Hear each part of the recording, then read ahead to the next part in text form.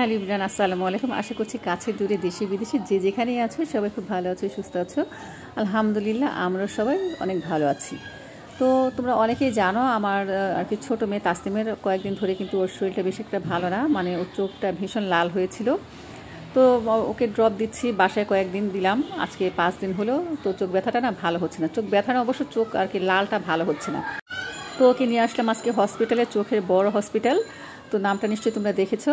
তো আসছি কিন্তু আমরা 1টার দিকে, আজান দিয়েছি আর এমন সময় আমরা আর কি হসপিটালের ভিতরে ঢুকেছি। তো এসে তো দেখি সবাই নামাজের বিরতিতে চলে গেছে। আর যেহেতু বাচ্চাদের সেকশন, মানে বাচ্চাদের কাউন্টার একদম ফাঁকা, শুধু তাসনিমকে দেখলাম, অন্য কোনো বাচ্চাকে দেখছি না। অবশ্য পরে আসছে 13-14 বছরের একটা মেয়ে আসছে। আর বাইরে থেকে তোমাদের একটু ভিউটা দেখাচ্ছি। এটা হচ্ছে বুদ্ধিজীবী যে কবরস্থান আছে ঠিক কাছাকাছি আর কি, ওখান থেকে 2 থেকে 3 মিনিট সময় লাগে এই হসপিটালে আসতে বা বুদ্ধিজীবীতে যেতে। নিশ্চয়ই তোমরা বুঝতে পেরেছো তাহলে হসপিটালটা কোথায়। আর তোমাদের আমি একটু দেখাচ্ছি, এখান থেকে কিন্তু বুদ্ধিজীবী দেখা যায়। ও যে দেখতে পাচ্ছ বড় একটা ইমারতের মতো দেখা যাচ্ছে, ওটাই কিন্তু বুদ্ধিজীবী। তো একটু প্ল্যানিং আছে যে তাসনিমের চোখ দেখানোর পরে ওখানে যাব। আর আমার ছোটো বোন আমার সাথে আসছে, ওরও চোখ দেখানো লাগবে। তো দেখা যায় তাসনিমের কিন্তু দেখানো শেষ, এখন অলমোস্ট ঘড়িতে 2:30 বাজে। আর আমার ছোটো বোনের আর কি চোখের আরও কিছু পরীক্ষা নিরীক্ষা করবে, ওর চোখ দিয়ে পানি পড়ে। তো এই কারণে কিন্তু ও প্রথমে একটা ডাক্তার দেখিয়েছে, ওখান থেকে বললো যে কাউন্টারে যে আবার টিকিট করে কাটতে হবে, আবার চোখ দেখাতে হবে। কিন্তু এসে দেখি সবাই আবার আর কি লাঞ্চের বিরতিতে চলে গেছে, 3টার দিকে আসবে। তো ভাবলাম এই আধ ঘন্টা আমরা একটু বুদ্ধিজীবী থেকে ঘুরে আসি, যেহেতু আগেই নিয়ত করেছিলাম, আল্লাহ তাআলা কবুল করেছে। নয়তো দেখা যায় আমাদের যদি 3টা বেজে যেত হসপিটালের ভিতরেই, তাহলে কিন্তু আর আসা হতো না। তো তাসনিম তো বের হয়ে বলছে ক্ষুধা লেগেছে। আসলে তাসনিম আমার মতো হয়েছে, বাইরে আসলে আমার ক্ষুধা লাগে, খেতে ইচ্ছে করে। তো বললাম কি খাবা, এখানে তো এমন কোনো দোকানপাট কিচ্ছু নেই। ভাগ্যিস দেখলাম কোনো একটা দোকান ছিল। তো সেখান থেকে ও চিপস নিয়েছে, একটা কেক নিয়েছে, একটা পানির বোতল নিলাম। আর আমার বোনকে বললাম তুই কিছু নিলে নেই, তো ও কিছুই নেবে না। তারপরে যে আর কি বন রুটির মতো রুটিগুলো ছিল সেগুলো একটা নিলাম। তো এগুলো নিয়ে এখন এই যে আসলাম বুদ্ধিজীবীতে, অনেক বছর পরে আসলাম, প্রায় 13-14 বছর তো হবেই। আমার যখন বিয়ে হয়েছিল না, তো প্রথম কিন্তু দেখা যায় এই জায়গাগুলোতে আমরা বেশি ঘোরাফেরা করতাম, কারণ এখানে আসতে টাকা লাগতো না বেশি। আর দেখা যায় 10 টাকার 20 টাকার আমার জামাই বাদাম খাওয়াইতো, এরপরে বাসায় আবার নিয়ে চলে যেত। আবার দেখা যায় তখন আর কি যে পাশে নদীর পাড় আছে, ওয়াশপুর নামে অনেকে চিনি, এই জায়গাগুলোতে না তখন নৌকার ব্যবহার হতো। তো মাঝে মাঝে নৌকা দিয়ে আমরা ঘোরাফেরা করতাম, মানে একটুকুই ছিল আমাদের সীমাবদ্ধ, কারণ আমার বয়সও কম ছিল, আমার হাজব্যান্ডের বয়সও কম ছিল। তো পুরো স্মৃতিগুলো আসলে মনে পড়ে গেল। আমার ছোটো বোনে বলতেছে যে মির্জাপু আমরা কবে আসছি এখানে, প্রায় তো 15-20 বছর তো হবেই।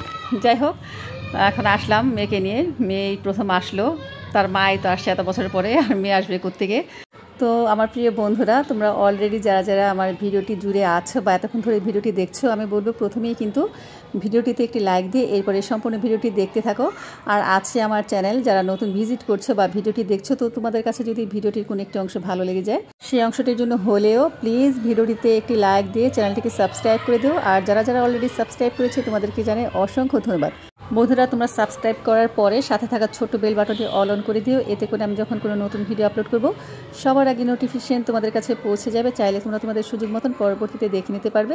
আর এই যে দেখো বুদ্ধিজীবী কবরস্থানের সামনে কিন্তু একটা আর কি পুলের মতো, এখানে পানি আছে বেশ ভালোই। এরপরে আমার বোন, আমি, আমার মেয়ে মিলে একটুখানি ছবি তুললাম, একটু ভিডিও করলাম।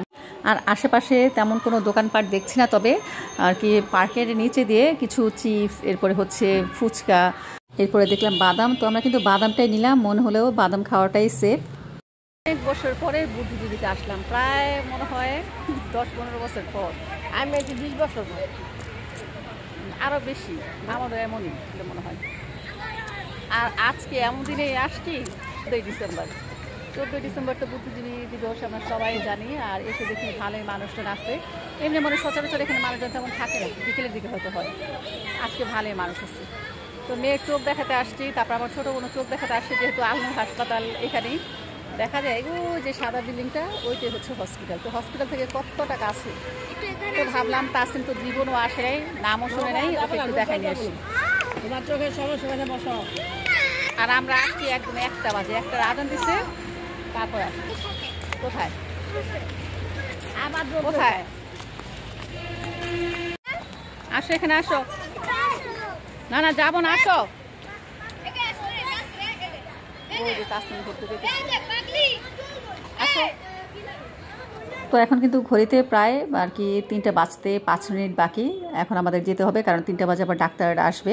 কিন্তু তাসনিম যেতে চাচ্ছিল না, বললো যে আমাকে আরেকবার ওখানে নিয়ে যাও, নয়তো আমি যাব না। তো ভাবলাম যে ওকে আরেকবার নিয়ে যাই। এখানে একটু উঠলো, উঠে পানি দেখলো, এরপর আমি ওর একটু ভিডিও করলাম। কত বছর পরে আসলাম, আবার দেখা যায় কবে আসি না আসি ঠিক নেই। তো আমরা কিন্তু অনেক কিছু খেয়েছি। আর এই যে এখন রাস্তা পার হয়ে যাচ্ছি বুদ্ধিজীবী থেকে, কিন্তু ঠিক রাস্তার ওপারে কিন্তু হসপিটালটা বেশ বড়, খোলামেলা, অনেক পরিষ্কার পরিচ্ছন্ন। আর মানে ডাক্তারও খুব ভালো, চোখের জন্য আর কি খুবই ভালো। এর আগে আমার বড় বোনের এখানে অপারেশন করেছি আর কি, চোখের নালি বন্ধ হয়ে গিয়েছিল। তো রাস্তার এপারে আসতেই দেখি স্যান্ডউইচ নিয়ে আসছে। এটা কেমন স্যান্ডউইচ জানি না, দেখতে তো ভালোই লাগছে বাইরে দিয়ে। তো আর কি আমার ছোটো বোনকে জিজ্ঞেস করলাম খাওয়ার জন্য, ও বললো যে না খাবে না। ও তো আবার বাটার বন খেয়েছে, বাটার বনটা প্রচুর মিষ্টি ছিল, আমাকে একটুখানি জোর করে দিয়েছিল। আর এদিক দিয়ে তাসনিম খাবে সিঙ্গারা। তাসনিম বলছে বারবার আমি সমোসা খাবো, কিন্তু ওরা তো সমোসা বিক্রি করে না, সিঙ্গারাই বিক্রি করে। তো ওকে আর কি একটা সিঙ্গারা দিলাম, আর আমি এই যে স্যান্ডউইচটা খেলাম, খেয়ে দেখলাম কেমন লাগে। বেশি একটা ভালো লাগে না, মোটামুটি লাগছে। তো তাসনিমকে দিছি, তাসনিমও খাবে না। আমার ছোটো বোনকে দিছি, ও খাবে না, জোর করে শেষ পর্যন্ত আমিই খেলাম। আর এই যে পানি নিয়েছিলাম, এখন পানি টানি খেয়ে পেটটা ভালোই একটু তাজা তুজা হয়েছে, প্রচণ্ড ক্ষুধা লেগেছিলো। বাসা থেকে 1টা বাজে বের হয়েছি খেয়ে দিয়ে, তার মধ্যে 3টার মধ্যে এত ক্ষুধা লেগে গেল বুঝলাম না। আসলে বাইরে বের হলেই আমার ক্ষুধা লাগে, জানি না। যাই হোক, এই যে এখন আর কি আমার ছোটো বোন গেল ডাক্তারের দেখাতে, ও স্লিপ কেটে। আর আমি নিচে বসে আছি, ভাবলাম উপরে যে ওর সাথে দৌড়াদৌড়ি করে লাভ নেই, ওই পারবে। তো নিচে বসে আর কী করব, ভাবলাম একটুখানি ভিডিওটা তোমাদের সাথে শেয়ার করে দেখিয়ে দিই হসপিটালটা কেমন। এই যে আমার মেয়ে বিশাল বড় এক মানচিত্র সেখানে আর কি খুঁজতেছে, ওর গ্রামের বাড়ি কোনটা, ওর দেশের বাড়ি খুঁজতেছে। আর প্রত্যেকটা সাইডে সাইডে কিন্তু আর কি বিন বক্সগুলো দেওয়া আছে, বেশ ভালোই দেখেছো কতটা পরিষ্কার পরিচ্ছন্ন আর বিশাল বড়। কিন্তু দেখো ঘড়িতে কিন্তু এখন 3:18 বাজে। আর তাসনিম কী করছে, এখানে এসি ফিট করা, তো এসির নিচে দাঁড়িয়ে হা করে বাতাস খাইতেছে। আর আমাকে বলে তুমি এখানে এসে দেখো কত বাতাস। তো বন্ধুরা, আজকের ভিডিওতে প্রচুর নয়েজ আসতে পারে, প্লিজ তোমরা ইগনোর করো আর কি। ভয়েস দেওয়ার সময় প্রচুর শব্দ আসতেছে। আমি বাসায় আসার পরে ভয়েস দিতেছি, আবার আসছে আমার বাসায় মেহমান। তো মেহমানকে বসিয়ে রেখে তারপর আমি তোমাদের জন্য ভিডিওটা রেডি করতেছি। হয়তো বা আজকে ভিডিওটা আপলোড দিতে দিতে দেরি হয়ে যাবে, তারপরে বলবো তোমরা আমার ভিডিওটি প্লিজ দেখো, আমার সাথেই থেকো ছোট্ট চ্যানেলটা। আর আর কি হসপিটালের ভিতরে কিন্তু আর কি ফার্মেসি, এরপর হচ্ছে চশমার দোকান সবই আছে। এই যে এখানে ফার্মেসি, অনেক ওষুধপত্র আছে আর কি, চোখের রিলেটেড যত ওষুধপত্র আছে এখান থেকেই পাওয়া যাবে। আবার চশমা বানাতে চাইলেও এখান থেকে বানানো যাবে। তবে আমার ছোটো বোনের জন্য চশমা দিয়েছে, আমরা এখান থেকে বানাবো না, আসা যাওয়া প্রচুর ঝামেলা।